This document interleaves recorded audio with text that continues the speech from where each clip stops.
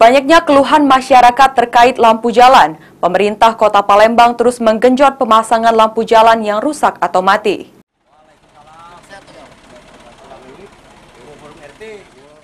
Sejumlah warga di Kota Palembang mengeluhkan lampu jalan yang rusak atau mati, seperti di wilayah Kecamatan Seberang Ulu 2, Kolonel Haji Burlian Tanjung Barangan, di Jalan Dempo, Kelurahan 15 Ilir.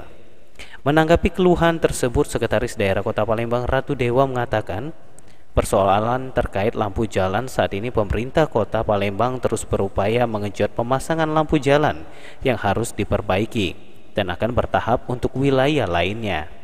Masyarakat juga diminta untuk aktif apabila ada permasalahan di wilayahnya untuk menyampaikan ke perangkat pemerintah setempat, RT, Lurah, dan Camat. Sehingga saat Ratu Dewa melakukan kunjungan dan mengantor di kantor Camat atau Lurah, persoalan bisa disampaikan langsung dan segera ditindaklanjuti oleh dinas terkait.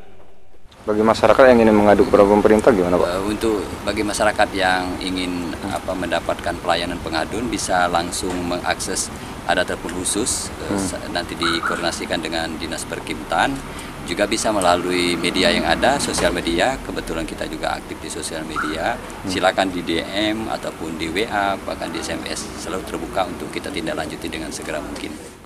Selain itu, pemerintah Kota Palembang juga terus berupaya mengatasi permasalahan lainnya di Kota Palembang terkait permasalahan infrastruktur, jalan rusak hingga banjir.